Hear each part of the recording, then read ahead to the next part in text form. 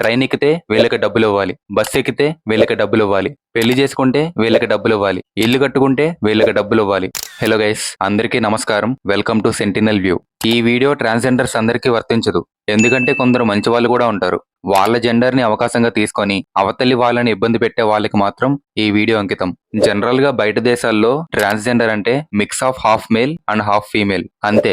ఎవరు దాన్ని సీరియస్ గా తీసుకోరు. ఎవరి పని వాళ్ళు చేసుకుంటారు. ఎండ్ ఆఫ్ ది డే ఎవరు ఎంత కష్టపడితే అంత లగ్జరీ లైఫ్ లీడ్ చేస్తారు. కానీ మన ఇండియాలో ముఖ్యంగా సనాతన ధర్మంలో ట్రాన్స్జెండర్ ని ఎప్పుడు ఒక స్పెషల్ రెస్పెక్ట్ తోనే చూశారు. ఎలా అంటే వాళ్ళని ట్రాన్స్జెండర్స్ అని కాకుండా అర్ధనారీశ్వర అని గుర్తించడం. అంటే సాక్షాత్తు శివుడు పార్వతి కలిసి ఉన్న రూపం. అంతటితో ఆకుండా వాళ్ళకి డబ్బు సంపాదించే అవకాశాలు ఆ రోజుల్లో తక్కువ కాబట్టి ఎవరికి తోచినంత సాయం వాళ్ళు చేసేవాళ్ళు. రోజులు గడిచే కొద్దీ అదే సాయం ఈ రోజు దందాగా మారింది. లిటరల్ గా వాళ్ళ జెండర్ కండిషన్ ని గ్రాంటెడ్ గా తీసుకొని పక్క మనిషిని దోపిడీ చేస్తున్నారు. కొంతకాలం ముందు వరకు ఏదో సహాయం కిందే అడిగేవారు. కానీ ఈ రోజు అది డిమాండ్ కింద మారింది. వాళ్ళు ఎంత అడిగితే అంత ఇవ్వాలి, లేకపోతే తిడతారు. కొందరైతే కొడతారు, ఇంకొందరు అసలు చేయకూడని పనులు చేస్తారు. అసలు ఎందుకు ఇవ్వాలి డబ్బులు?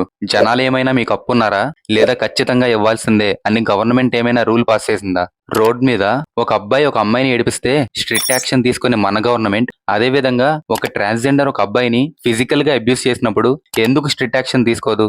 అర్ధరాత్రి 12 గంటలకి ఒక అమ్మాయి రోడ్డు మీద స్వేచ్ఛగా ఎప్పుడు తిరుగుద్దో అప్పుడే మన భారతదేశానికి నిజమైన స్వాతంత్రం అని గాంధీ గారు చెప్పారు. అలాగే ఈ రోజు ఒక సగటు మనిషి ఈ ట్రాన్స్జెండర్ దోపిడీకి గురి కాకుండా ఎప్పుడైతే ఒక ట్రైనో బస్సో ఎక్కుతాడో అప్పుడే నిజమైన స్వాతంత్రం అని నేనంటాను. ఇండియాలో ఒక హైవే మీద తిరగాలి అంటే టోల్ ట్యాక్స్ కట్టాలి. కానీ ఆ టోల్స్ దగ్గర డిమాండ్ చేసే ఈ ట్రాన్స్జెండర్ ట్యాక్స్ గురించి ఎవరు మాట్లాడరు. ట్రైన్ లో ప్రయాణించాలి అంటే గూడ్స్ అండ్ సర్వీస్ ట్యాక్స్ కట్టాలి. కానీ భోగికి వచ్చి డిమాండ్ చేసే ఈ ట్రాన్స్జెండర్ ట్యాక్స్ గురించి ఎవరు మాట్లాడరు. బస్సులో తిరగాలి అంటే టికెట్ మీద జిఎస్టీ కట్టాలి. కానీ ప్రతి బస్ స్టాండ్ లో అదనపు డబ్బులు డిమాండ్ చేసే ఈ ట్రాన్స్జెండర్ ట్యాక్స్ గురించి ఎవరు మాట్లాడరు. ఒక ఇల్లు కట్టుకోవాలంటే ప్రాపర్టీ ట్యాక్స్ పే చేయాలి. కానీ గృహప్రవేశం రోజే గుమ్మం ముందు దౌర్జన్యం చేసే ఈ ట్రాన్స్జెండర్ ట్యాక్స్ గురించి ఎవరు మాట్లాడరు.